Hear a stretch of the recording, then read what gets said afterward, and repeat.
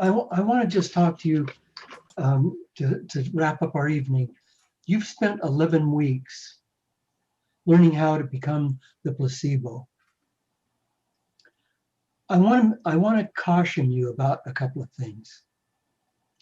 You may have pain, and you may say, well, if I got the class, if I got it, then I should be able to get rid of my pain. If I really got it, I should be able to get rid of my pain. And maybe you will. But see, this class doesn't end in 12 weeks. Becoming the placebo is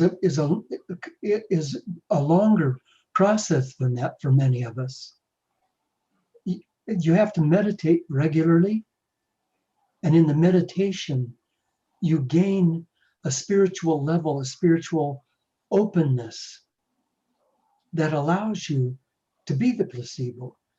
But it doesn't just happen.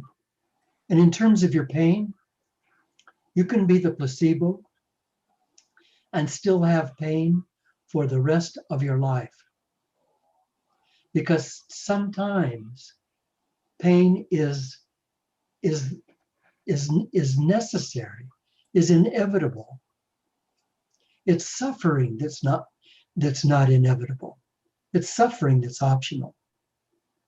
When you have pain and you resist the pain, whether it's physical, mental, emotional, when you resist the pain, it becomes suffering. When you accept the pain, when you embrace the pain, it becomes a step in the stairwell towards your enlightenment. But it's not going to be a step in the stairwell up to your enlightenment until you embrace it. You can't just look at the step and resist it. You have to actually step on it. So your pain, whatever the pain is, you must embrace it. And you see, if you're like me, you oftentimes don't think you're big enough to embrace it. I can't embrace this pain. It's too big. It's too awful. I can't embrace it. I can't love it. I can't accept it as a part of me. It's too awful. No, it's not. No, it's not. Otherwise, it wouldn't come to you. You're big enough to be able to embrace it. And see, that pain is necessary because we came here in this incarnation as unique incarnations of God, unique and specific incarnations of the great mind, of the great presence in all universes at all times.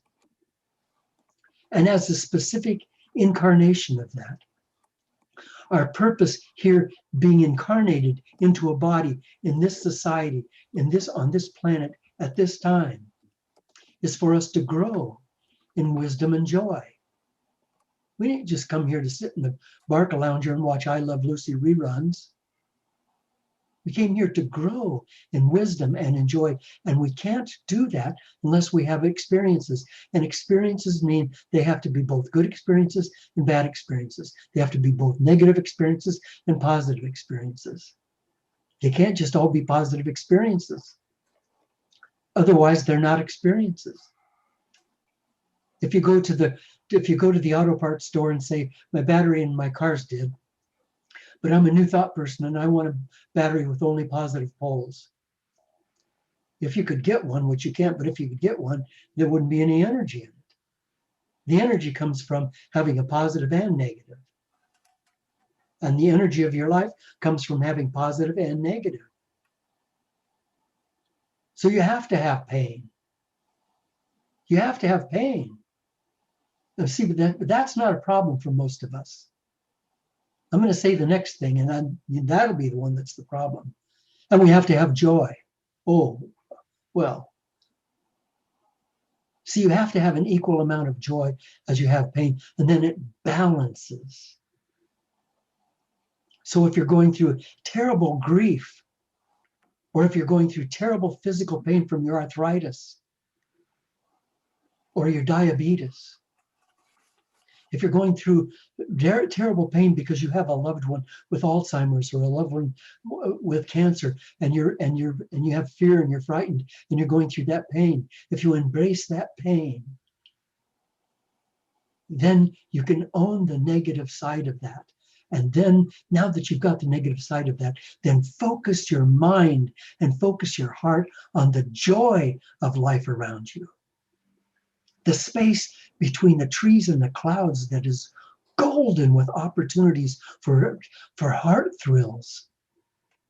The blue jay, the black squirrel, all of those things around you that are being given to you is positive. This class, the people in this class, your friends, your loved ones. To call, we've heard the word gratitude several times tonight, to call and talk to somebody and feel gratitude for being able to call and talk to them, and to listen to them and really hear them, and let them know that you're really hearing them, and have the thrill of that, the joy of that, the joy of making a difference in someone else's life. Then the negative and the positive balance out. But you see, we're like a river, aren't we? We were rained down from the clouds of the eternal cosmos of the great mind, and we formed together into a little creek high in the mountains. And that was your identity, little creek high in the mountains.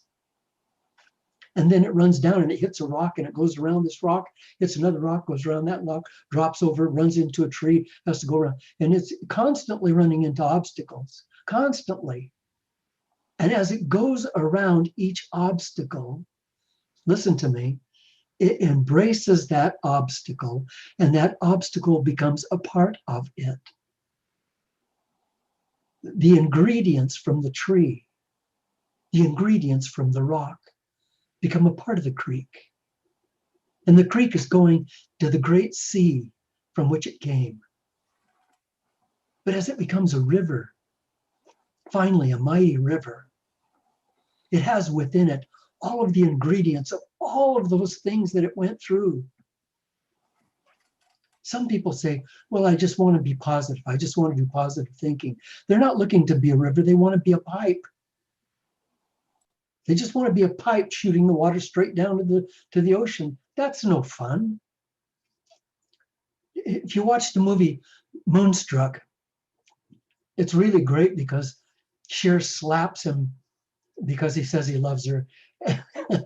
And I can't remember what he said, but it's profound. I should watch that again and write it down. But he says something like that. What are you talking about? We came here, he said, to fall in love and to get our hearts broken. You know, that's what we're doing here. We didn't come here to have an easy route. And I can tell you something. Because of who you came here to be, now hear this, because of who you came here to be, your challenges are going to be greater than some other people's. Because you're going to rise higher, because you're ready to rise higher. So your experiences that give you wisdom and joy are going to challenge you more than some other people's. It's going to kick your butt. I know that. And it's because you can do it. You're blessed to be able to rise higher. So we need to appreciate who we are, don't we? The homework tonight is to read chapter 12.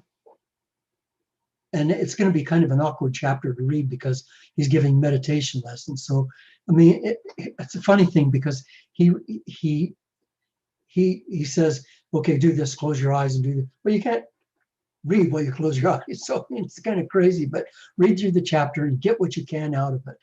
And I can tell you that Joe Dispenza has meditations, and you can start now. You can go to Google and Google 30-minute Joe Dispenza 30-minute meditation. There's a 30-minute meditation free online that you can bring up, and you can listen to it and let him guide you through a free 30-minute meditation. You can do that tomorrow.